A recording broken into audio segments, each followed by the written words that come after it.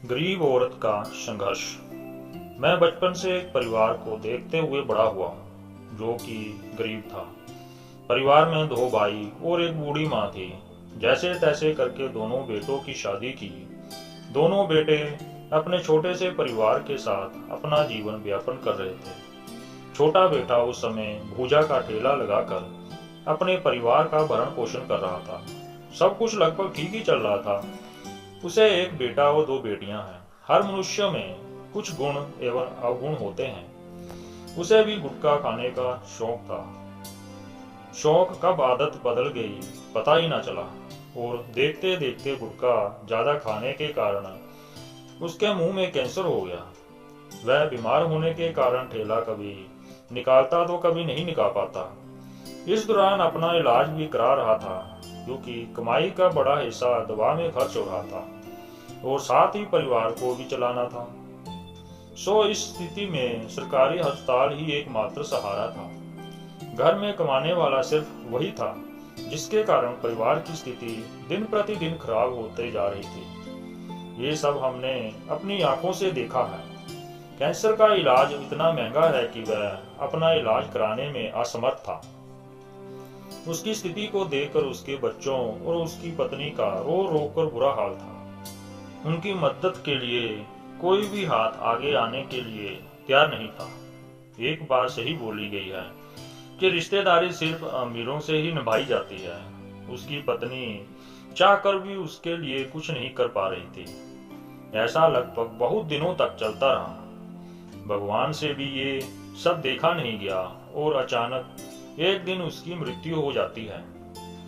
छोटे बच्चों और उसकी पत्नी के चीख से पूरा मोहल्ला गूंज जाता है।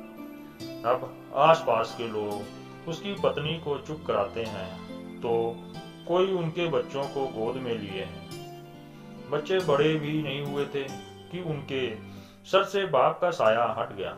फिर आसपास के लोगों ने मिलकर अंतिम संस्कार किया। घर में कई दिनों तक चूल्हा नहीं जला, लेकिन पापी पेट कब तक शांत बैठे।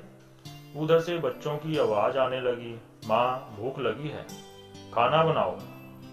और माँ तो आखिर माँ होती है। अभी आंख के आंसू सूखे नहीं थे, फिर वो बच्चे के लिए खाना बनाने गई। बच्चों को तो उसने खिला दिया, पर उसे खिलाने वाला कोई नहीं था। अब घर में रखे पैसे भी धीरे धीरे खत्म हो चुके थे और बच्चों को पालना भी था।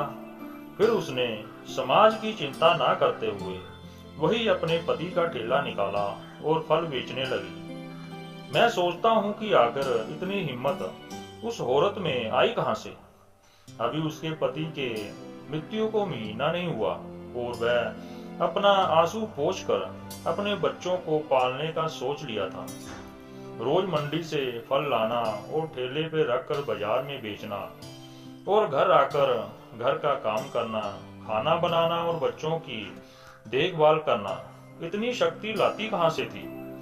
मैं ये सब देखकर हैरान था। मैं समझता हूँ कि ऐसी सबला नारी से प्रेरित होकर ही ये कहा गया है कि अकेला बाप अपने बाल बच्चों को नहीं पाल सकता, लेकिन अकेली औरत अपने बच्चों को अच्छे से पाल सकती है। तो दोस्तों, अगर आप हमारे चैनल पर नए हैं तो चैनल को सब्सक्राइब जरूर करना। मिलते हैं अगली कहानी में।